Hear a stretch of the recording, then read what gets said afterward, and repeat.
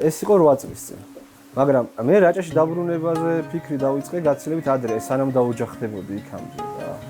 იმიტომ რომ ყველაზე ნამდვილი ამბები, რაც კი ცხოვრებაში გადამხდენია თავს და ყველაზე ნამდვილი ბრძნებები, რაც კი მიგძნია, ყველაფერი უკავშირდებოდა რაჭას. ბებია სანამ გარდაიცვლებოდა, აქ რაღაცა ცრემლიანი თვალებით ნახე და უკითხე მეთქი რა ხდება თქო და მე ვარ რო აღარ ვიქნებიო, აქაურობაო, გაპარტახდებაო. არავის აღარ ეგონა, ისეთ ტენდენცია იყო აქედან ადამიანების გადინების, თვითონ ჩვენი მშობლებიც წავიდნენ და ქალაქში დარჩნენ. შენში რომ ეს სურვილია და წყურვილია, რომ ეს ნაბიჯი გადადგა, თითქოს მე ეს გარემო ფაქტორებიც, ღმერთიც, წინაპრებიც რაღაცა ისე გეხმარებიან, ისე ადვილად ხდება რაღაცა, აი თავარია შენ ეს თავისუფლება ნახო შენში რომ ის რაღაცა ძაფები გაწყვიტო, რაც თქვა ქალაქთან და იმ რაღაცა ბიუროკრატიულ სამყაროსთან გაკავშირებს და მე ყველაფერი თავისით ეწყობა. აი ჩემი მეგობარს მოყავს ხოლმე ხშირად ეს მაგალითად კიბეზე რო ადიხარ და საფეხურები თავისით რო ჩდება, ისე იყო ჩემ შემთხვევაში.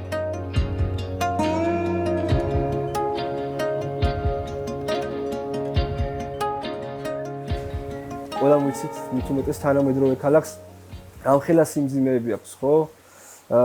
მენტალური სიმძიმეები, მატერიალური, არქიტექტურულიც კი. აი მე მაგალითად რუსთავში ვარ დაბადებული, გაზრდილი და აი ძალიან თქუნავდა ის არქიტექტურული გარემო რაც იყო რა, ეს ეგრეთ წოდებული DSK კორპუსები, რომლებიც ესე რაღაც ჩალაგებულები იყვნენ ერთმანეთს, შავ-თეთრი გარემო, რაღაცა ყვითელი მთები და ასე შემდეგ და წერა როგორც თქვი, აი რაჭა იყო ერთგვარი რაღაც თავშესაფარი აი ამ ყველაფრიდან. ჩემი სამსახურის სპეციფიკა კიდე დამატებით მაძლევდა მაგის საბაბს, რომ სერიოზულად მეფიქრა ანუ ქალაქიდან წამოსვლაზე, საჯარო ხსნებაში მუშაობდი რაღაც პერიოდი 2013 წლიდან. ერთადერთი თავისუფლება იქ მქონდა, რომ სესხი არ მქონდა რა. ხო და ვალდებულება არ მქონდა საბანკო და ეხა ადამიანებს წარმოიდგინა ეს 3 ბანკის სესხი რო აქვთ და ნახევარხელიფას რო იხდიან, ხო როგორია რომ სამსახური დატოვე და სადმე წადი. აქ რო ჩამოვედით თავიდან ეს სახლი იყო 8 წლის დაკეტილი დაახლოებით რა, ეს ზაფხულობით 2 კვირა რო ჩამოვდიოდით, აი ეგ ამბავი იყო და არ გქონდა ადრეც მithქვავს, აი ელემენტარული პირობები არ იყო მოკლედ რა, გარე საპირფარეშო, აი ბევრი არც არაფერი შემიცვლია, სიმართლე გითხრა, არც საშუალება მქონდა მაგის და არც სურვილი, იმიტომ რომ რაღაცნაირად მინდა რომ ეს აუთენტური გარემო, რომელიც ჩემი წინაპრებისგან დარჩა, აი როგორც ისინი უყურებდნენ აი ამ კონცეფციას, სახლისას, ეზოსას, მაქსიმალურად გავიმეო რომ ეს პირველ წლებში როგორ ორივე დავანებეთ მე და ჩემი მეუღლე სამსახურს თავი ფაქტიურად შემოსავალი არ მქონდა, რაღაცა მშობლები, მეგობრები პირველ პერიოდში რაღაც ესე ხელს მიმართავდნენ და მე ისე გამოჩნდნენ საჭირო დროს, საჭირო ადამიანები, მაგალითად ჩემი მეგობარი, რომელმაც ერეკლე ხაჯი, რომელმაც პირველი სისტემა მიყიდა და ეს ამბავი დამაწყებინა მეღვინეობის ამბავი და პირველი ყურძენი ვიყიდეთ ერთად და 2022-ში ჩამოვასხი და ეს იყო რაღაცა ძალიან დიდი ბედნიერება ჩემთვის, იმიტომ რომ მთელი ეს წლები ოცნებობდი მაგაზე და არ მქონდა მაგის მატერიალური რესურსი რა.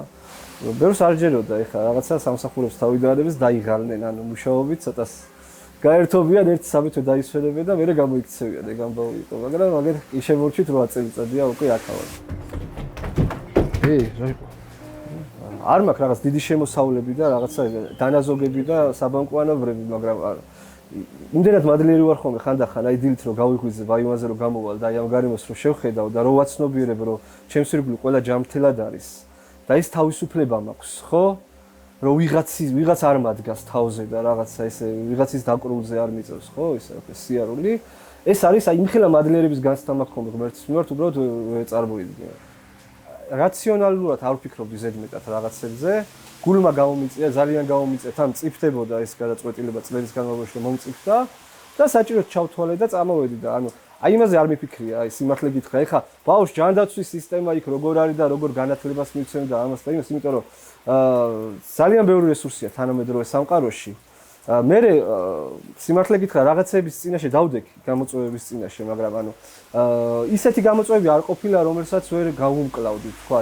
აქ ძირითადად რატომაც მიდიან ადგილობრივები, აქედან ახალგაზრდები, ახალგაზრდა ოჯახები, ორი ძირითადი მიზეზი არსებობს ხოლმე. ანუ ერთს ასახელებენ განათლების პრობლემას და მეორეს იმას, რომ ჯანდაცვაში სისტემა არის, ანუ გაუმართავი. და მართლა არის რეალურად რეგიონებში ეგ პრობლემა, მაგრამ განათლებას რაც შეეხება ეხა მით უფრო რაიონებში არ არის ანუ რთულად მაგხრივ სიტუაცია, იმიტომ რომ აი ჩემი შვილების მაგალითზე რო გითხრა ეხა, ხო? ფეხბურთზე დადიან ორივე ძმა და ჭადრაკს დადიან ძირითადად, ანუ ამ სპორტზე. და ორივეში საკმაოდ წარმატებულად რა მეკაისლა გაკ? ჭადრაკიდან მაგალითად სოფლიო თასზე მოხვდნენ წელს ბათუმში ჩატარდა საქართველოს ჩემპიონატიდან ორივე ათეულში მოხვდა. რა ვიცი, რატო გავრიცხო ხედავთ? ყველასერი 90-იანი წლებიდან დაიწყო აქტიური მიგრაცია, მაგრამ იქამდეც აი 70-იანი წლებიდან რაჭიდან ძალიან ბევრი ადამიანი წავიდა, თქვა განათლების მიზეზით და მე ანუ საბჭოთა სისტემა ანაწილებდა იქ რაღაც სამუშაოზე, ბინას იღებდნენ რაღაც და მაშინ იყო პირველი ნაკადი ამ მიგრაციის, მაგრამ 90-იან წლებში ჯერ კიდევ იყო ჩემ ბავშვობაში აქ ხალხი. ძალიან ბევრი ხალხი იყო, აი სოფელი სოფელს გავდა. მთელი ის ტრადიციული ამბები რაც იყო, სანახშო ერქვა ადგილი, სადაც ესე ვიკრიბებოდით, ანუ შრომის მერე ქალები, კაცები ერთად დასხდებოდნენ და ნახშობდნენ, ანუ სანახშო ერქვა იმ ამბავს. ქალებს ესე წინსაფრები ჰქონდათ მოხვეული მახსოვს და ზოგი ლობიოს არჩევდა, ზოგი მღეროდა, ზოგი რაღაცას ყვებოდა და ეს იყო ცოცხალი პროცესი საზოგადოების, რომელიც ქმნიდა სიცოცხლეს და რიტმს ცხოვრებისას, რა და ეხა რაც დრო გადის, უფრო და უფრო სევდიანი ხდება ეს ამბავი რა. აი ყოველ ზამთარს უფრო და უფრო იგრძნობა ეს მარტოობა და სევდა, რაც აი ამ რეგიონს აქვს. იმიტომ რომ სიცოცხლის რიტმს ქმნიან ადამიანები რა და მე როცა სიცოცხლე არ არის რეგიონში, არაფრის კეთების რიტმიც არის რა. აი არავინ აღარ გეგმავს მე მომავალს, არავინ არ ფუსფუსებს და გადამდები არის ეს ძალიან რა. ქალაქში რომ იწევს ხოლმე ჩასვლა რამდენიმე დღით, სხვანაირად გამოფხიზლებული მოვდივარ. იმიტომ იქ რო უყურებ რომ სიცოცხლე არის, ვიღაცა სადღაც ეჩქარება, ვიღაცა რაღაცას აკეთებს, ფუსფუსია. ეს მე შინაგანი ენერგია რაღაცნაირად გადამდებია რა და აქ აი არაფრის კეთების რიტმია რა. აღარც ადამიანები აღარ არიან, აღარც სულელები აღარ არის, აღარც ოცნებები აღარ არის, თითქოს რაღაცნაირად სიცოცხლეს წყალი შეუდგა ცუდად რა. გუშინ დანიელის სტუმრები მყავდნენ და გოგოლათში წავიყვანე. იმათ კი მოსწოთ, მაგრამ ჩემთვის ტკივნეული ამბავი არის, იმიტომ რომ მაგათთვის არის მისტიკა. აქ სულები ცხოვრობენ, რომ მეკითხებიან, რომ კულტურული მემკვიდრეობის ძეგლის სტატუსი აქვს თელ სოფელს. უნიკალური ოდასახლები არის, რომელიც არის აბსოლუტურად მიტოვებული და ჩამონგრევის პირას. ტურისტი რო შედის ესეთ სახლში და ნახულობს იქ ობობას ქსელია გაბმული და ბებია რო ცუდად გახდა და რო წაიყვანეს და ეს თებში და კოვზე ისევ მაგიდაზედებს, მაგისთვის არის ზღაპარი, მისტიკა, უბრალოდ მაგათთვის ეხა ეს სამყარო არის წარმოუდგენელი, ეგზოტიკაა, მაგრამ ჩვენთვის ტკივილია, ეხა არ უნდა იყოს საქართველოში ეგეთი ადგილები და ეგეთი სოფლები.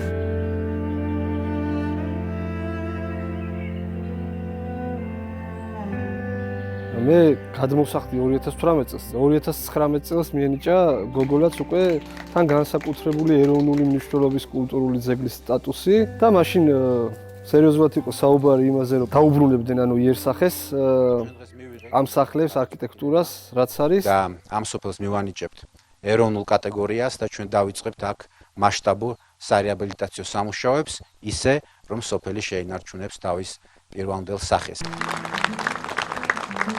იმის მერე გავიდა 2019 წლის მერე, აგერ 7 წელი და სოფელში ისეთი მდგომარეობა არის, აი ბოლო მოსახლე, ბოლო მოზამთრეთ შეგოდა ხოლმე რომანი და აი ამას წინებზე გავიგე, რომ ისიც გარდაცვლილი ანუ და ფაქტურად ნასოფლარად იქცა სოფელი, რომელსაც კულტურული მემკვიდრეობის სტატუსი აქვს მინიჭებული.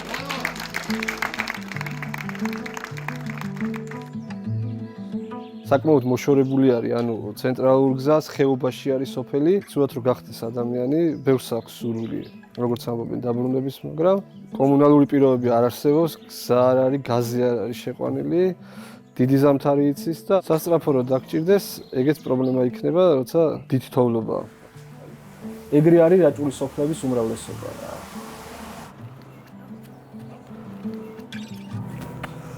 ეხლა რო გავთივავთ, მე ივლისში რაც ამოვა ბალახი, ყველაფერს დავუტოვებთ, რომ გვალვაში მე ეხმარება ნიადაგს გაგრილებაში.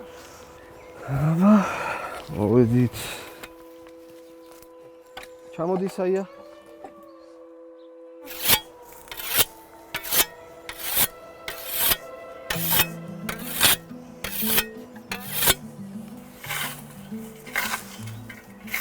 რაჭოლები ყველაზე მნიშვნელოვანი ხალხი იყვნენ.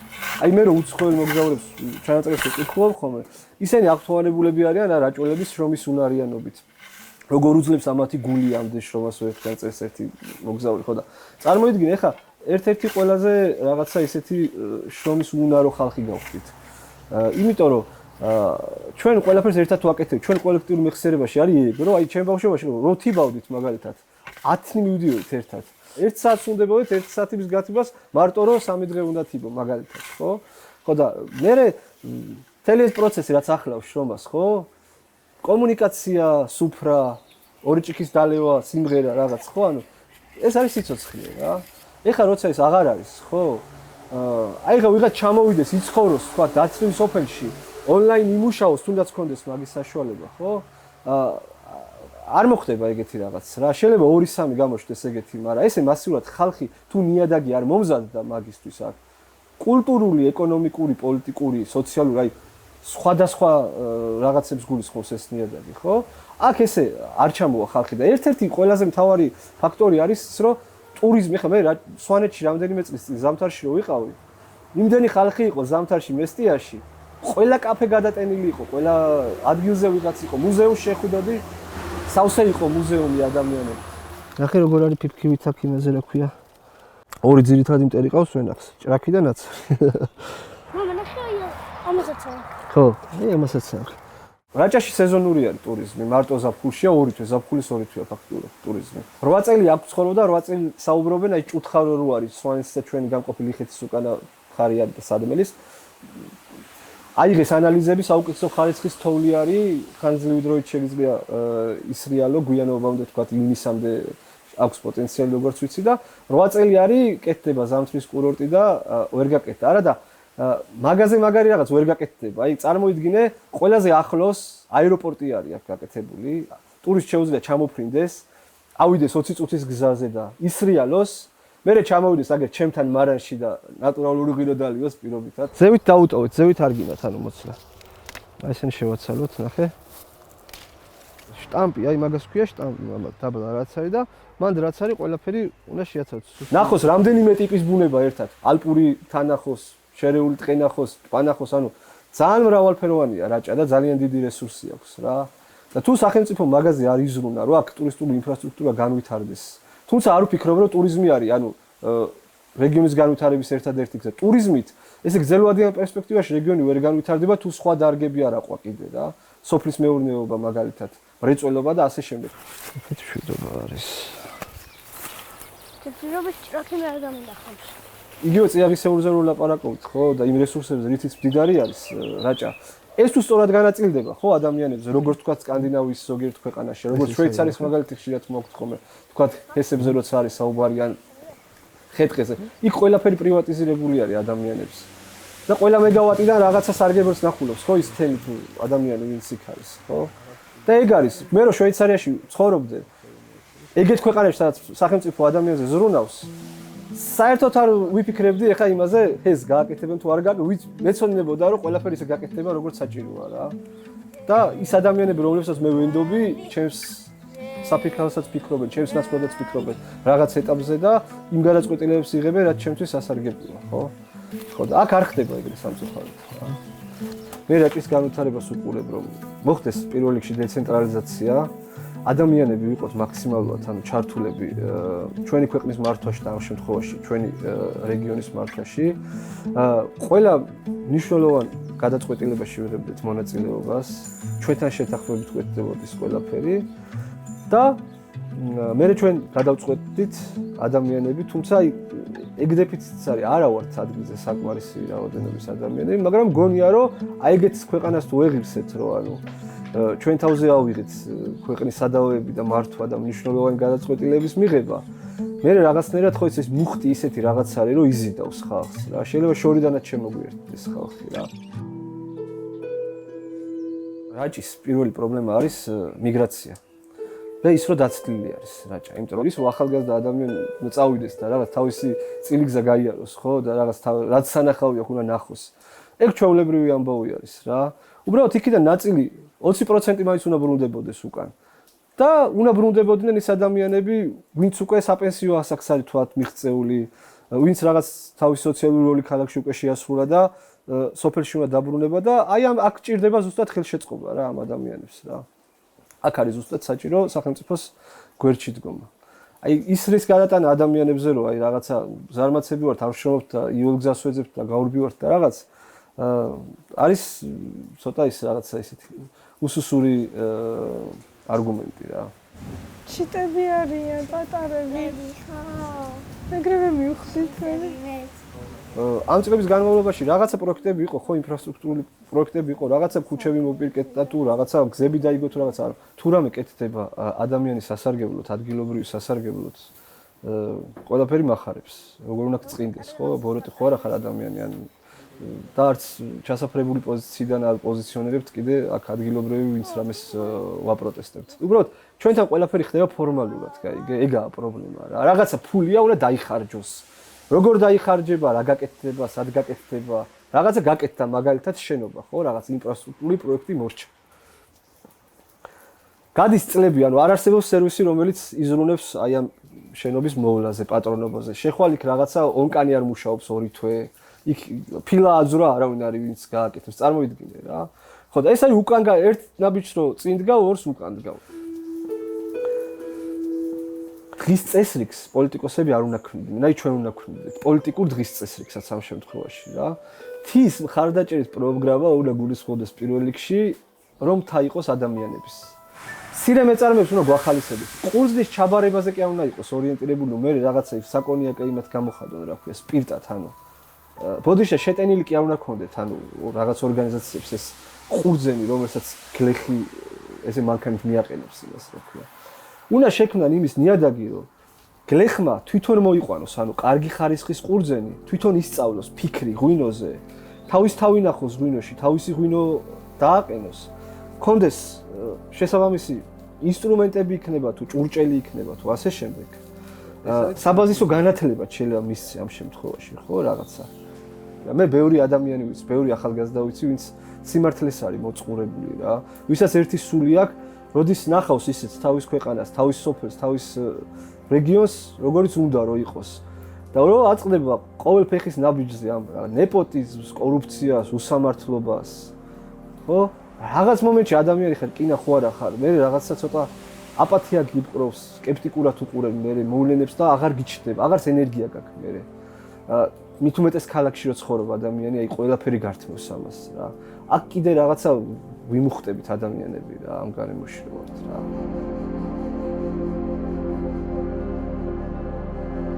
მაღარუელები იქნებიან თუ მეშახტეები იქნებიან თუ შრომითი უფლებები იქნება თუ რამდენი საკითხი არის სოციალური, რომელზეც შეიძლება პოლიტიკოსმა კარიერა გააკეთო თუნდაც წარმოიდგინე. და ამ შემთხვევაში განცდა მაქვს ხოლმე რომ აი აბსოლუტურად აცდენილი არის უბრალო ადამიანების გული და ის პოლიტიკური დღის წესრიგი, რომელთაც დღეს ქართული პოლიტიკა კეთდება რა. ყველაფერი მნიშვნელოვანი არის ადამიანისთვის. ქვეყნის ორიენტაციაც, პოლიტიკური გეზიც და ასე შემდეგ, მაგრამ აი უბრალო საშუალო სტატისტიკური ადამიანისთვის ცხოვრება და სამყარო იწყება იმ პრობლემებიდან, რომელიც წინა აქვს რა. როცა ადამიანს იმის ფული არ აქვს, რომ რაღაცა თავს მიხედოს, თქვათ, ჯანმრთელობას მიხედოს და თავი მოიწვიოს რიგოს. როცა ადამიანს იმისი პირობა არ აქვს, რომ შვილის განათლება მისცეს, მთელი წელი რო შრომობს სადღაც ერთი თვე რო ზღვაზე წავიდეს და დაისვენოს იმისი საშუალება არ აქვს. წარმოიდგინე, რაზე ვსაუბრობთ, ხო?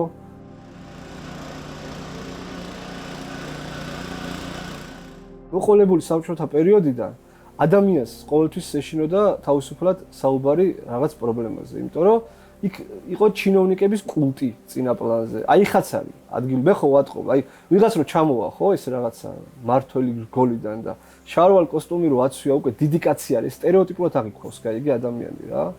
ის დიდი კაცი როა ეკუთვნის, რომ კარგი მანქანით დადიოდეს, მძღოლი ემსახურებოდეს, რაღაცა სერვისში იყოს ის მანქანა ჩართული და რაღაცას ახარჯავდნენ თქვათ და ასე შემდეგ. ეს არის მენტალური მდგომარეობა ქართველი ადამიანის, იმიტომ რომ ყოველთვის ცხოვრობდნენ ისეთ გარემოში, სადაც იყო ავტორიტარიზმი, ან ძალიან გამოკვეთილი, ან ნაკლებად, ან ნიშნები ყოველთვის არსებობდა.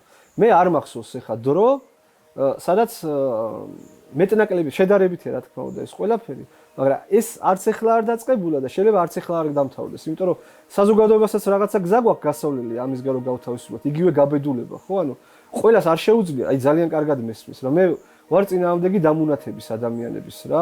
როცა ერთი ადამიანი თქვა პოლიტიკური აქტივისტია, რაღაც თავის სიტყვას ხმამაღლა ამბობს და მეორეს ამუნათებს, რომ შენ რატო არ იქცევი ესეო, ერთიცაც ძალიან კარგად მესმის და მეორესაც, ანუ ამ შემთხვევაში არც ერთს მიაქვს პრეტენზია არ მაქვს, მაგრამ მე ვფიქრობ, რომ ეს არ არის სწორი გზა ერთმანეთთან ურთიერთობისთვის ადამიანებს, იმიტომ რომ აქ ხალხი ვიცი რომ მართლა აი ხმარო ყველა გმირობას ვერ მოგთხოვ რა, ყველა არ არის შინაგანად მომწიფებული რომ რაღაც ეგნა ბიჯი გადადგას რა და როცა სამი ადამიანი დასაქმებულია, სხვა არაფერი არ არსებობს აქ წარმოიდგინე რა. აი ესეთ პატარა რაიონებში არის აიპები, სიპები რაღაცები და მაგით ცხოვრობს ხალხი რა იმ პატარა შემოსავლით რაც იქიდან აქვს რა და სამი ოჯახის წევრი რომ ეხა იქ არის დასაქმებული შენ ახალგაზრდა ხარ ხო? რაღაცნაირად დგები რა მაგ იმის წინაშე, არჩევანის წინაშე რომ აი ვისაუბრო თუ არ შემიძლია საუბარი და ბევრი შენერად ფიქრობს აქ. ყველაფერში მოყვება რასაც ესაუბრები. უბრალოდ გვერდში ვერ გიდგას, კაი, ეგეთი ხალხი დასაკარგი არ არის რა. ეგეთ ხალხთან ნიშნის მოგებით საუბარი არაა საჭირო. მაგას ვამბობ რა, რომ აი პოლიტიკოსებს უნდა ქონდეთ ეგ კულტურა რაღაცნაირად, რომ აი მიუდგნენ ადამიანებს ისე როგორც საჭიროა რა. მგონია რომ აი უბრალო ადამიანთან საუბარს, გლეხი კაცის გულის მოგებას, კაი გაგებით გლეხით, მეც გლეხავ თავს რა. არაფერი არ უნდა რა. რით ვერ ვისწავლეთ ქართველებმა, ეგ რომ რაღაცაში თავი დავიმდაბლოთ, ხო აი ამდენი 36 წლის ვარა ჯერმე არ მინახია ვინმე გამოსულიყოს პოლიტიკოსი თუნდაც არ მე ხა ქრისტიანი კაცი ვარ მართლმადიდებელი კაცი ვარ ეკლესიაში საგვაქვს ეგ პრობლემა თავს არ ვიმდაბლებთ ადამიანები არ ვამბობთ რომ რაღაც შეგვეშალა რა რომ გამრაშავებით რაღაცაში სუსტები ვართ რა არ შეგვიძლია და ჩვენც თქვენიდან ვართ წამოსულები ადამიანები ვართ და რა ვქა ეგრეა რა ანუ ხო შეიძლება გულწრფელად უთხრა ადამიანს რა ონკანს რომ მოუშვებ და ესე თავანკარა წყაროსავით რომ მოდის თვით ნაბადი რო არის რა სიტყვა და რო არ ჭირდება დაგეგმვა აი ღვინოშიც ეგრეა რა ნატურალურ ღვინოს რო ვაყენებთ ჩვენ არ უგეგმავთ რა როგორი უნდა იყოს ანუ ღვინოს ვაძლევთ შესაძლებლობას რომ თვითონ გამოხატოს თავის თავი მინიმალურად ერევი შენ რა ამ პროცესში რა უბრალოდ გეგმავ რაღაცა დეტალებს მე ვფიქრობ რომ აი ბოლო რამდენიმე წელში განვითარებულმა მოვლენებმა ძალიან შეცვალა ქვეყანაში იგივე გამოხატვის თავისუფლება და ადამიანების დამოკიდებულება ამ კუთხით, იმიტომ რომ ჩვენ ვხედავთ აი მიზან მიმართულად როგორ ნაბიჯ კანონმდებლობის დონეზე ხდება შეზღუდვა თავისუფალი სიტყვის, თავისუფალი აზრის. ჩვენ წლების წინ ვაპროტესტებდით ერთად თქვათ ნამახმახესის აშენებას, რაჭის ტყეების გასხვისებას და ასე შემდეგ. დღესდღეობით ხელახლა რო აქტუალური გახდეს ეს თემები და წამოწიონ, ჩვენ აღარ გვაქვს ბერკეტი. აბსოლუტურად მე ხა მაგალითად ინდმე წარმევარ. და ნებისმიერ ჩემი განცხადება შეიძლება აღიქვა როგორც პოლიტიკური მხარის განცხადება ადამიანის, რომელიც პოლიტიზირებული არის და რაღაცა პოზიციიდან საუბრობს და პირველ რიგში დამაჯარი მონ, მეორე რიგში ადმინისტრაციული საჯელბებისადმი და ასე შემდეგ. ანუ წარმოიდგინე ხა რამდენი ინდმე წარმი არის ქვეყანაში რამდენი ადამიანი არის, ვისაც ოჯახის წევრი ყავს სახელმწიფო სამსახურში დასაქმებული და ასე შემდეგ. ანუ ნელ-ნელა მე ვფიქრობ, როგორც მოქალაქე, რომ ქვეყანა მიდის ავტორიტარიზმისკენ. ოღონდ ისეთი ავტორიტარიზმისკენ, რომელიც ღრმავი და რომელსაც ყოველდღურად ვეჩვევით. მე სტუდენტობის დროს, ანუ ჩართული ვიყავი პროტესტში ნაციონალური მოძრაობის წინააღმდეგ. და მაშინ ესეთი რაღაცები რომ მომხდარიყო 7 ნოემბერსაც მომიწია სტუდენტი ვიყავი, ანუ დარბევის დროს ყოფნა. საზოგადოების რეაქცია იყო აბსოლუტურად სხვანაირი. ბრაზდებოდით და ეგრევე ქუჩაში გამოვდიოდით.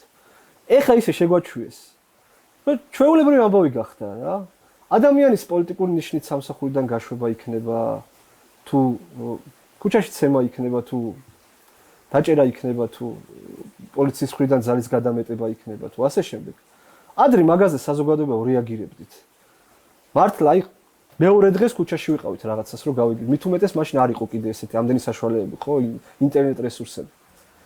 ეხლა იმდენად მიგვაჩვიეს მაგას. ჩვეულებრივი ამბავია რა მოხდა მე რომ ეხლა ვიღაცა ცემა პოლიცია ყოველთვის ხდებოდა. მაინც ვერაფერს ვერ შეცვლი შენ რა, ანუ აზრი არ აქვს რა. რატო უნდა დაკარგო? მაინც არავინ დაგიდგება გვერდში. ცოტანი ვარ. აი ნიჰილიზმი, სკეპტიციზმი ყველა გამოფიტულია რა, იმიტომ რომ ჩვენ ნახეთ, ხო, პირდებოდა ერთი ადამიანი, რომ აი შეასყდებით და გამოგფიტავს. ვერ მიაღწევთ ვერაფერს, ხო? მე არ ვფიქრობ, რომ ანუ ჩემ შემთხვევაში ეგრე არ მომხდარა, მაგრამ ანუ ბევრ ადამიანზე მაგან იმუშავა რა. მათ შორის ბევრ გულწრფელ და გულანთებელ და სამშობლოს მოყვარულ ადამიანზე რაღაც. აი ბევრი ატარებ. ჩვენ გვინდა დავმოვლოთ თუ არ დავმოვლოთ თუ ერთმანეთის წინაშე მხნედ ვიყოთ და რაღაცა ესე ენთუზიაზმით ვილაპარაკოთ. ეს გულგატეხილობა მეტნაკლებად ყველაში არის რა. არსებობს და ეს არის გულწრფელობა, ეს არის რეალობა ხა. როგორც გვინო ვერ დამალავს თავის თავს, ხო, რაღაცა დაავადება რო შეეპარება, ხროლავი რო აქვს გვინოს გზნობ რა, ისიც მარჯვენა ბაქტერია რო აქვს. ეგრე არის ადამიანიც რა, ანუ მაგას ვერ დამალავ რა, რაღაცა რო არის შენში არის. არც უიმედოდ არ ვარ, გულში კიდე მაქვს რაღაცა, სიცოცხლე და იმედი მომავლის, რა თქმა უნდა. ყველა უკეთურობა ოდესღაც უყება და იქიდან რაღაცა სხვა რამე ამოდის, ხო? ანუ მარცვალი უნდა მოკვდეს, რომ ახალი სიცოცხლე დაიბადოს, ეგრე არის. მაგრამ ამას დრო ჭირდება, ანუ პროცესში ვართ ჩვენ, მაგას ვამბობ რა. და ამ პროცესში რა თქმა უნდა არ უნდა შევშინოთ, არ უნდა დავყავოთ ფარხმალი, უნდა ვისაუბროთ, უნდა ვაკეთოთ ჩვენი გასაკეთებელი და ეგ არის მთავარი სათქმელი და მთავარი ამბავი ჩემგან რა.